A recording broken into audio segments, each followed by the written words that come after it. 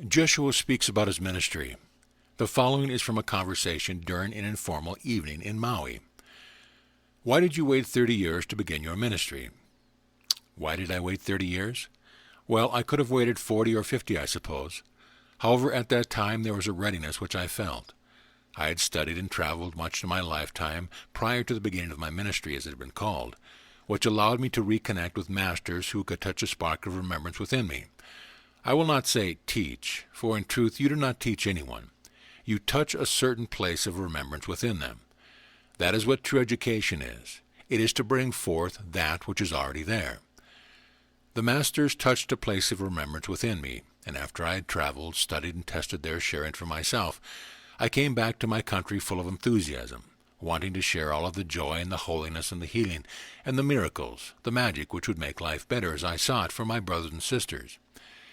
And it was with a certain feeling of readiness that I began what is now called my ministry. I did not call it my ministry. I called it a sharing, an elucidation perhaps, and I knew that the brothers and sisters would be hungry for what I had to share with them, and they would accept it. But I found that their path, as you have found with brothers and sisters, is one of their own timing, and even though I could see a holier vision and would gladly have shared it with them, they were unwilling to consider other than what they were habitually accustomed to experiencing according to their belief. There were times when I wept because I could see how they did not have to live in sorrow and in constriction. I saw, as you have seen for brothers and sisters, that the way could be more gentle, more mellow, more easy, and yet there was nothing I could say which would touch that place within them. It was as if they desired to beat the head against the brick wall a bit longer, and no matter what I could see for them, no matter what I could say to them, it was as if their focus set in a certain way and they had to complete that, and I was sorrowful for them. There were close friends whom I had known as a lad growing up who would not accept what I would share with them, same as you have had friends and you have said, I don't understand why you can't see, or she can't see, that life could be so much better if they would only X, Y, and Z. So what did I do? I called out to the Father. I called out at first because I felt that somehow I was failing. That if I knew the magic word, somehow if I were wise enough, if I could get the vision across to them. And I cried to the Father and I said, what is wrong with me? Where am I failing here? For I know what can be done. And in my anguish, and I did anguish because I knew these ones well and they were as my heart, finally I grew tired to the point where I stopped judging self and judging the others. And I paused and I took the deep breath which were spoken of so often. The deep breath physically and emotionally. It allowed me to come to the place of peace. And in that moment of peace the Father spoke to me in revelation and said, you do not see the whole picture. You do not know from whence they have come. In other words, I did not know their experience and issues, the baggage which they carried with them when they felt they had to complete. I did not see with holy vision all that was truly going on. With the focus specific, as it was within a reality, it is sometimes difficult to see with holy vision, as you know. Then the Father comforted me and said, fret not, do not worry, for they are loved as much as you. They are not lost to me. They are well on their path to the atonement, even though appearances might look otherwise. So with that, you see, I was freed of false responsibility. I had felt it was my responsibility somehow to get it, my vision, across to them. Now with the Father's revelation, I could go without the burden of having to save anyone. Now I allowed myself to move into the perception that everyone is holy, a master the same as I.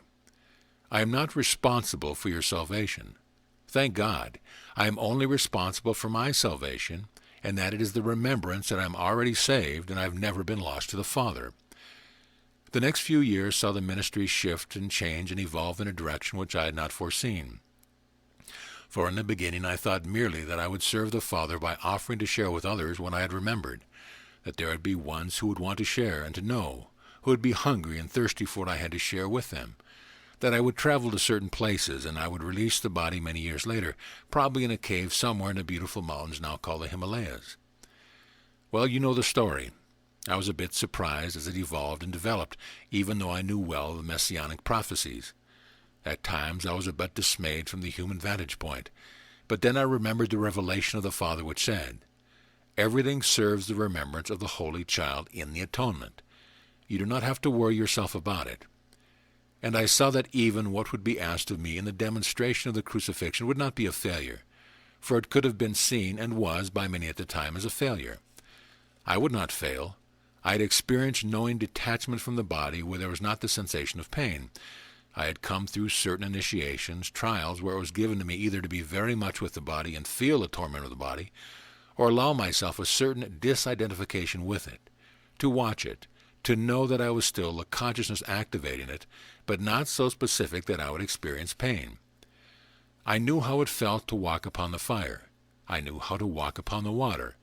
I knew how it felt to have great sharp spikes as the bed to lay upon, and to have many heavy rocks piled on the body to the place where there would be the penetration of the sharp spikes into the body, and to be able to breathe throughout all of it and to remove the very specific focus of consciousness from the pain. I did not die upon the cross.